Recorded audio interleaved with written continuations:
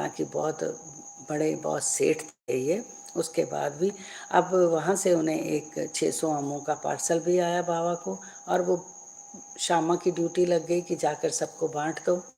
जो भी चीज़ मस्जिद में आती थी बाबा रखते नहीं थे, सबको बांट देते थे।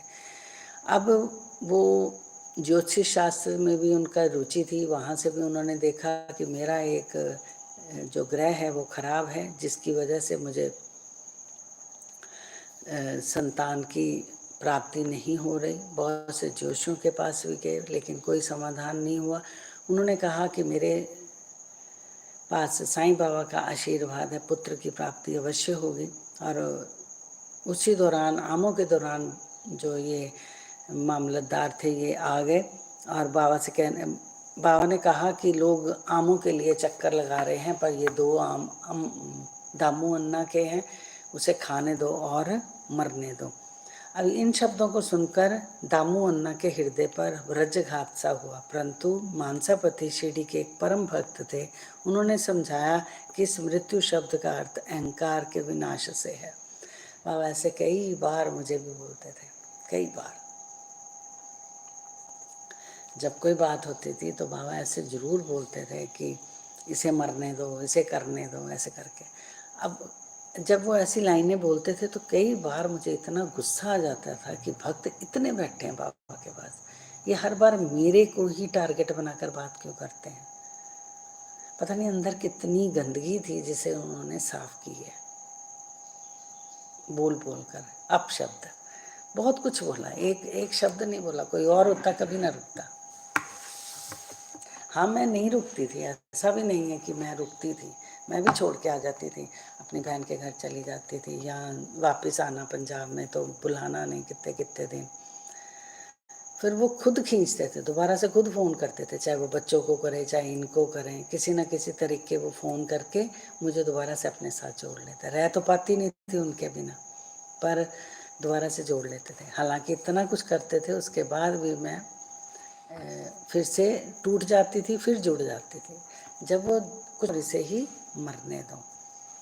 अब इन शब्दों को सुनकर दामू अन्ना के हृदय में बहुत सारी चोट लगी और मानसापति शिरडी के एक परम भक्त होने के कारण उन्होंने इस शब्द का अर्थ समझाया कि इसका अर्थ है हमारे विकारों का नाश होना, और बाबा के चरणों की कृपा से ही ये आशीर्वाद स्वरूप है ना, सबको नहीं मिलता कहते।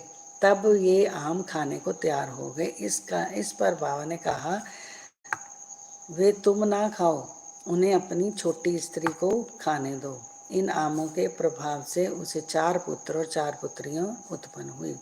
ये आज्ञा शिरोध्याय कर उन्होंने वे आम ले जाकर अपनी छोटी स्त्री को दिए।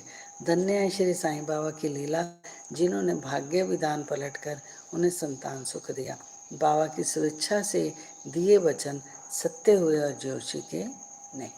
अब वो जोशियों के चक्कर लगा रहे थे, पर बाबा ने उन जोशियों के, मतलब जो उसके भाग्य में नहीं था, वो भी बाबा ने उसे दिया। बाबा के जीवन काल में उनके शब्दों ने लोगों में अधिक विश्वास और महिमा स्थापित की। मतलब जो शब्द बाबा बोल देते थे वो सत्य हो जाते थे। अब बस वो ये कहते थे कि बाबा एक अच्छा सा शब्द बोल दो। मैं भी ऐसे कहती हूँ, बाबा एक शब्द बोल दो जो मेरे कल्याण के लिए हो। तो बाबा जब बोल देते थे खुश रहो, तो आप यकीन नहीं करना मैं कितना खुश होती थी। जब वो कुछ नहीं बोलते थे ना, तो फिर पूरा दिन रोना गाना कुछ ना कुछ ऐसे चलता रहता था।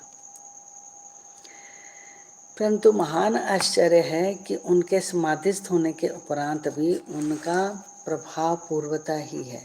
जो हालांकि वो इस दुनिया में नहीं है, उसके बावजूद भी उनका प्रभाव कम नहीं हुआ। बाबा ने कहा, मुझ पर पूर्ण विश्वास रखो, यद्यपि मैं देह त्याग भी कर दूंगा, परंतु फिर भी मेरी अस्थियां आशा और विश्वास का संचार करती रहेंगी।